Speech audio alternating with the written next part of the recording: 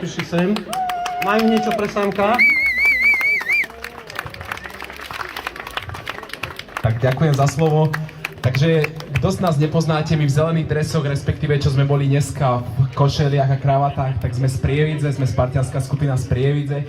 A keďže sme počuli o tejto skvelej akcii, že tu organizujú Spartan Zvolen, tak sme sa rozhodli to podporiť. Aj keď nás sem neprišlo nejako veľa, bolo nás tu iba 9, tak sme celý tento týždňový tréning venovali na podporu Samka. A týmto by sme mu chceli odovzdať sumu, ktorá sa nám podarila vyzbierať, sumu za nás všetkých z Prievidze v hodnote 450 €, ktorá je venovaná Samkovi. Ďakujem. Ďakujeme veľmi pekne kamarátom z Prievidze.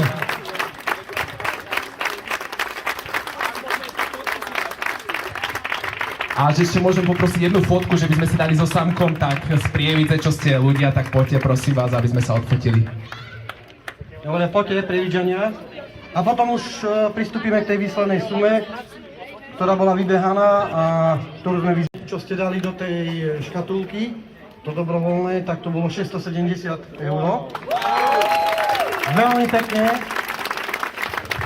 A od sponzorov, čo sa vybehalo, to bude 4000 €. Paráda. Takže výsledná suma, ktorú im teraz odovzdám, ďaká vám všetkým a ďaká sponzorom, bude 4670 €.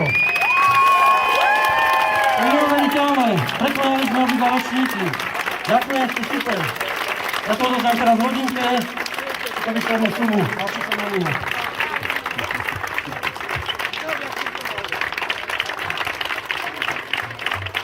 Takže užívajte zdraví a ak chcete, tak vám dám ešte aj slovo, ne? Ďakujeme všetkým sponzorom, všetkým ľuďom dobrým, čo tu boli, čo nám pomohli, ľudia, čo na účet posielali peniažky, aby Samko mohol robiť veľké pokroky. Všetkým ďakujeme, vôbec sme nečakali, že sa trhne takýto rekord a každým rokom je to lepšie a myslím, že to dokáže aj on. Ďakujeme všetkým.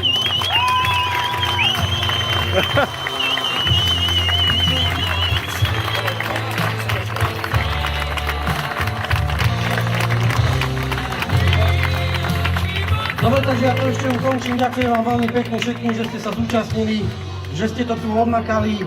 A vďaka týmto sponzorom, tento chlapček od Ležania urobil také neuveriteľné pokroky, že fakt len úctivá poklona. Díky. Ďakujem, že ste prišli.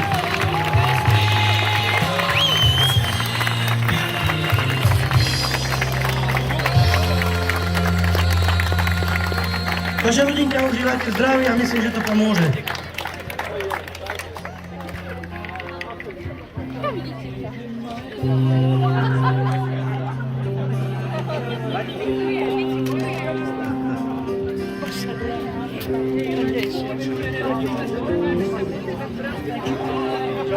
Potom poprosím náš klub celý, sa zgrupíme a dáme fotku, hej, keď sa to ukončí, dobre? Takže ďakujem vám ešte raz a prajem vám šťastnú cestu domov.